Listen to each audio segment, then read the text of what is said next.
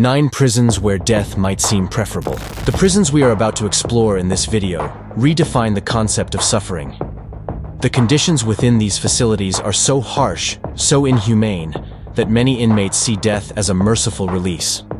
From the unrelenting brutality of Gitarama Prison in Rwanda to the overwhelming despair of Black Dolphin Prison in Russia, these institutions don't just punish, they destroy the human spirit. Let's delve into some of the worst prisons in the world, starting with Black Dolphin Prison, Russia. Black Dolphin Prison is a high-security facility that houses approximately 700 inmates, but these are no ordinary criminals. Together, they have committed around 3,500 murders, averaging about 5 per inmate. This grim statistic has earned Black Dolphin the reputation of being home to Russia's most ruthless offenders, including serial killers, cannibals, and terrorists. The prison's unofficial name originates from a haunting statue at the entrance, a black dolphin sculpted by the prisoners themselves, symbolizing the freedom they will never achieve.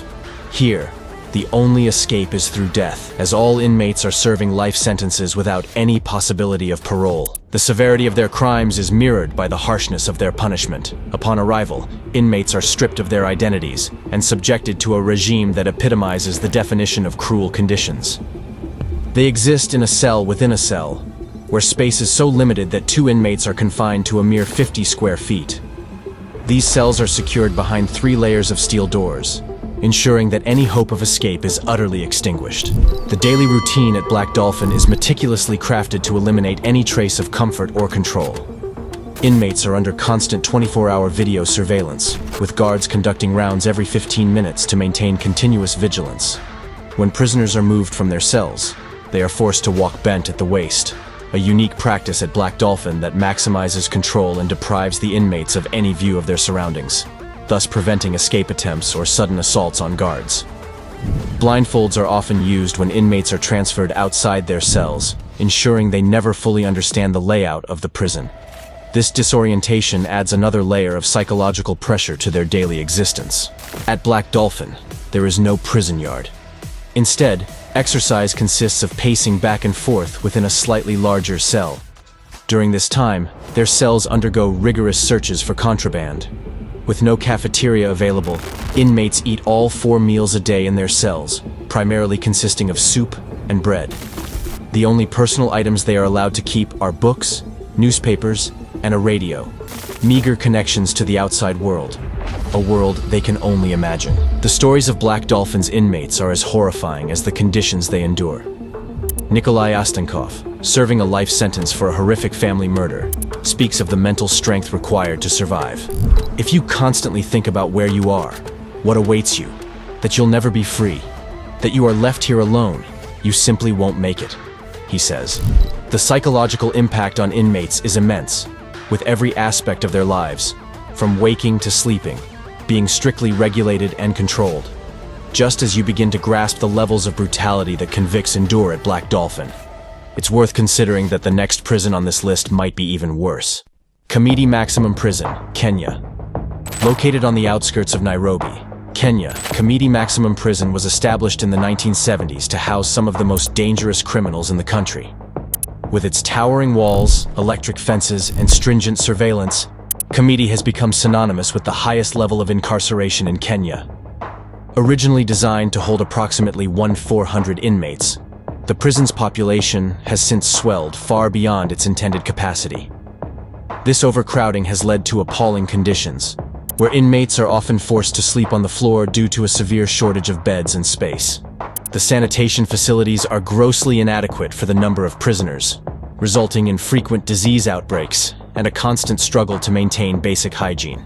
Life inside Kamiti is a daily fight for survival, as recounted by former inmates Omar, Ismail, Stephen, and Tony.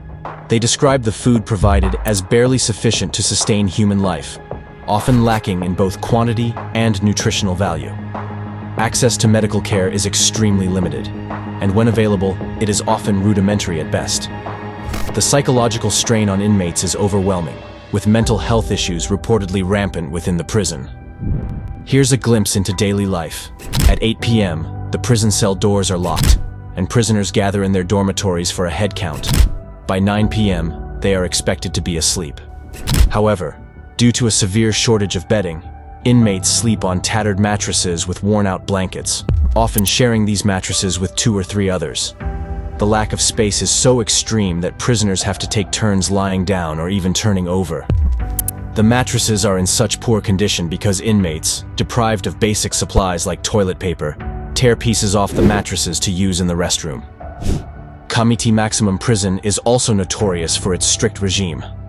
Inmates are subjected to a rigorous schedule with little to no personal freedom. The guards are infamous for their uncompromising approach to discipline, and over the years, stories of brutality and human rights abuses have leaked out.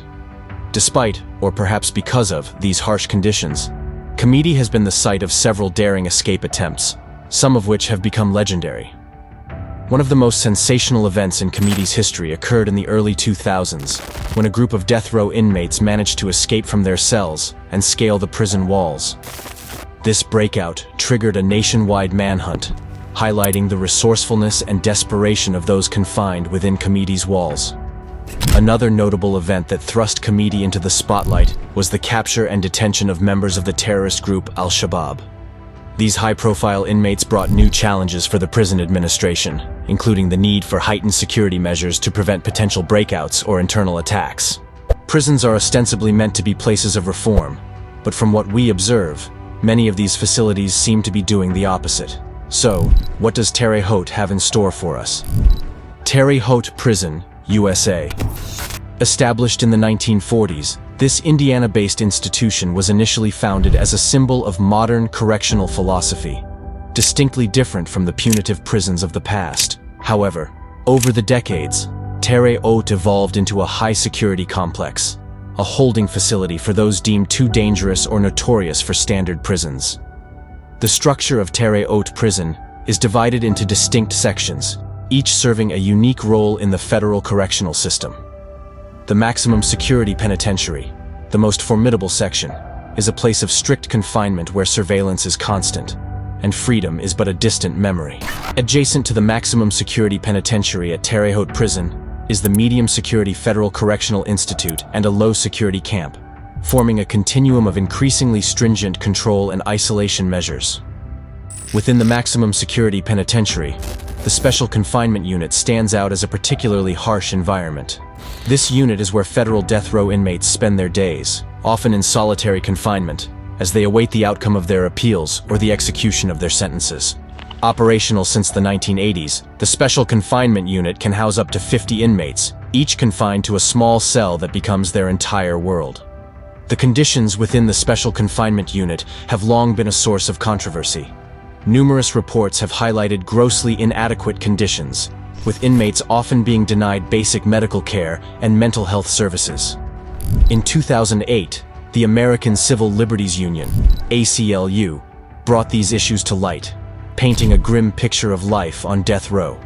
The incessant noise, lack of meaningful human interaction, and unrelenting monotony are said to push the limits of psychological endurance. Inmates in the Special Confinement Unit are confined to their cells for 22 to 24 hours a day, with meals delivered through a slot in the door.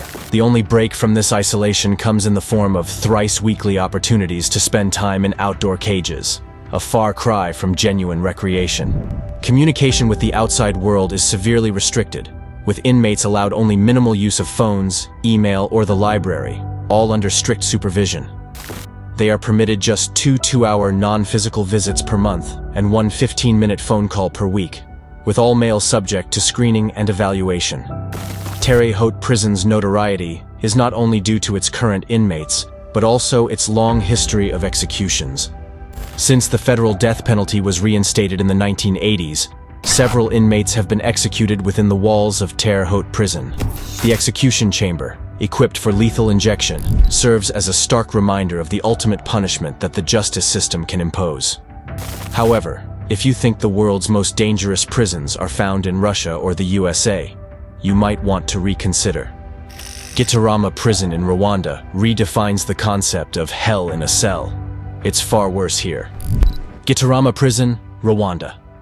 In the aftermath of the 1994 genocide, Gitarama Prison evolved from a mere correctional facility into a nightmarish hellscape where the very notion of human rights seemed to disappear into the thick, oppressive air that hung over its inmates.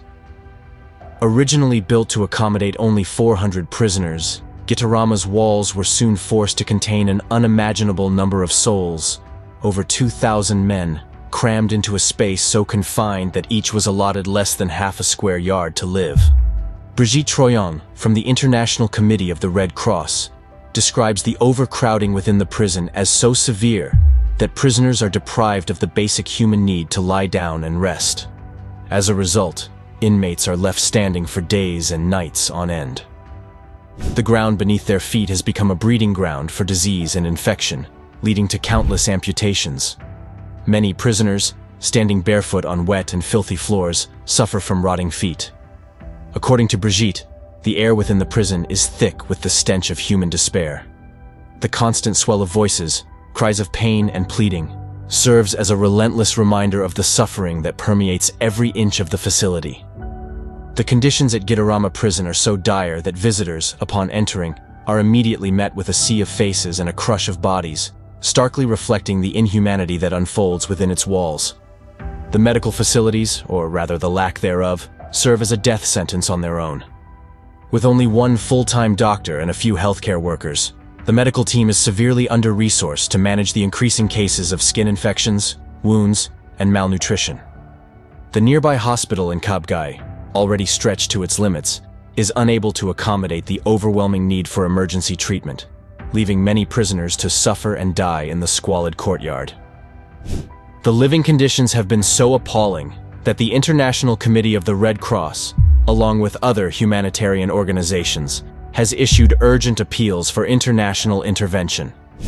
Yet, despite these pleas for help, the daily death toll within Gitarama continues to rise, with half a dozen lives lost each day to the relentless grip of disease and neglect. Perhaps you've watched Prison Break and tried to compare it with Gitarama, but the conditions here are nothing short of horrifying. At Gitarama, the odds of making it out alive are slim. There's no doubt that Gitarama is a hell on earth. But have you heard of the infamous ADX Florence Supermax Prison? ADX Florence Supermax Prison, USA. ADX Florence is the most secure prison in the United States. Daily life here is a monotonous routine, meticulously designed to minimize human contact and maximize security. The cells at ADX Florence are not just rooms, they are concrete tombs where inmates spend 23 hours a day in solitude. Each cell measures a mere 7 by 12 feet, with a thick soundproof door and a small window that allows only a sliver of light to enter. The furniture is sparse and unyielding, with a concrete bed, desk, and stool all built into the structure of the room. A single fluorescent light provides harsh, constant illumination, and the only hint of color comes from the inmates' jumpsuits and bedding.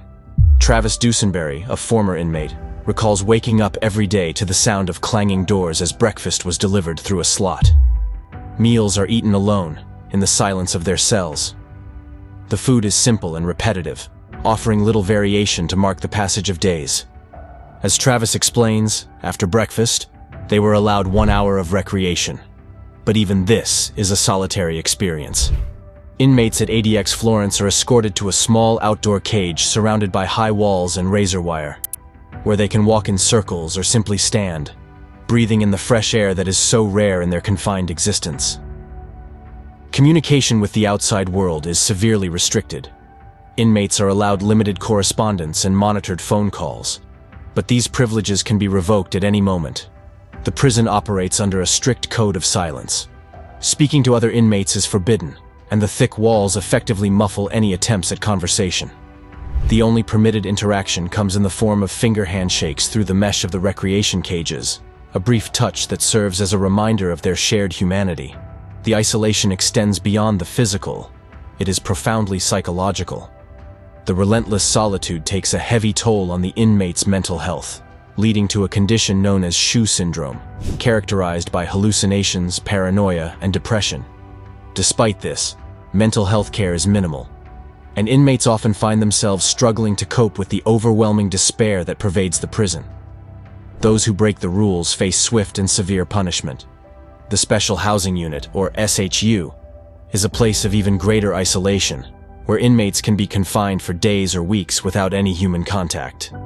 The guards, colloquially known as the Goon Squad, are equipped with riot gear and trained to suppress any form of dissent with overwhelming force. Life at ADX Florence is a cycle of repetition and deprivation, designed to break the spirit of the inmates. The days blend into one another, marked only by the routine of meals, recreation, and lockdowns. The prison operates as a world unto itself, governed by its own rules and regulations, where the concept of rehabilitation is overshadowed by the imperative of control. With that said, let's shift our focus to a particular prison in Argentina that has sparked outrage in recent years due to the treatment of its inmates: Mendoza Prison, Argentina. Mendoza Prison is notorious for its deadly and violent riots, but what drives such unrest? There must be underlying factors. Originally designed to house 600 inmates, Mendoza Prison has seen its population swell to over 1,600 individuals. This extreme overcrowding has pushed the prison's capacity to its breaking point and beyond. Cells that were intended for solitary confinement now hold 4 to 5 inmates each, creating conditions that are nothing short of catastrophic. Measuring only 2.6 meters by 1.8 meters, these cramped quarters force prisoners to take turns sleeping due to the lack of space. The overcrowding is so severe that many inmates are left to sleep on the unforgiving concrete floor, without mattresses or even basic bedding. Virginia Shop, a former prisoner at Mendoza, recounts that with a non-functioning sewage system, prisoners have no choice but to use plastic bags and bottles as makeshift toilets, a severe affront to their dignity and a serious health hazard. The dire living conditions are further worsened by the lack of medical care. Inmates suffering from both chronic and acute illnesses find themselves in a desperate struggle for attention and treatment. Reports of untreated wounds, infections, and the rapid spread of contagious diseases are widespread, painting a bleak picture of neglect and suffering. The lack of adequate healthcare has led to preventable deaths, with 22 inmates having lost their lives under circumstances shrouded in ambiguity and unanswered questions. Amnesty International has been a vocal critic of the conditions at Mendoza Prison, highlighting the institution's failure to uphold basic human rights. In a memorandum addressed to the governor of Mendoza Province, the organization detailed the appalling treatment of prisoners, including allegations of torture and ill treatment by prison staff. The memorandum called for an immediate and thorough investigation into these abuses, demanding accountability and the implementation of measures to safeguard the rights of those incarcerated. The psychological impact of living in such an environment cannot be overstated. The constant threat of violence, the arbitrary imposition of punishments, and the prolonged periods of confinement in overcrowded cells take a severe toll on the mental health of inmates. Incidents of self-harm and suicide attempts are not uncommon, as many prisoners struggle to cope with the relentless pressure and hopelessness that dominate their daily lives. While Mendoza may house some of the most hardened criminals, have you ever considered what prisons might look like in Turkey? Diyarbakir Prison, Turkey. Constructed in 1980 by the Ministry of Justice, Diyarbakir Prison quickly became a center of controversy and a symbol of oppression, particularly against the Kurdish population. After the coup in September 1980, the prison was converted into a martial law military detention center. Over 650,000 individuals were incarcerated, and the subsequent period, infamously known as the Period of Barbarity, was marked by widespread and systematic torture. The walls of Diyarbakir have absorbed the echoes of suffering as prisoners endured inhumane treatment. Reports of electric shocks administered to the most sensitive parts of the body, the extraction of nails and teeth, and the terrifying presence of a trained German shepherd named Joe, whose sole purpose was to inflict genital torture, paint a picture of a living nightmare. The dog's infamy and the sensory nightmares it created for prisoners became a dark legend within the prison's history. The abuse extended beyond physical torment. Psychological warfare was also waged against the inmates, with mock executions and threats of sexual violence used to break their spirits. The prison's environment was designed to dehumanize its occupants, stripping them of their dignity and reducing them to mere shadows of their former selves. Overcrowding was another critical issue, with reports of prisoners suffocating in tightly packed cells, their bodies piled on top of one another in a horrific display of neglect. Kurdish prisoners bore the brunt of this brutality, as the prison became a tool for forced assimilation and the suppression of Kurdish identity. The systematic torture at Diyarbakir fueled the rise of the Kurdistan Workers' Party, PKK, which continues to resist the Turkish state to this day. Despite the horrors, the resilience of the human spirit shines through. Nurhan Chamla Marashla, an ex-convict, recalls the harrowing conditions, stating, "We were 75 women in a ward meant for 25 prisoners. As women, we were not equal to men, but in the Diyarbakir dungeon, we experienced equal treatment in terms of torture, isolation, and military drills. For years, we performed in prison what soldiers do in their barracks." Her testimony, along with countless others, has shed light on the atrocities committed within these walls. The prison's notoriety has reached international levels, with human rights organizations flagging numerous violations. In 2010, the European courts found breaches of the law following a massacre in a visiting room that left 8 prisoners dead. The Turkish government's claim of a riot was met with skepticism, as the pattern of abuse and death within Diyarbakir was well documented. Governments often offer unreasonable explanations whenever something inhumane occurs in a correctional facility, leaving us even more puzzled about the value placed on human life. At least in the case of Diyarbakir, there is some level of transparency, allowing outsiders to voice concerns. However, that's not the case with this next prison. Kwaliso, number 14.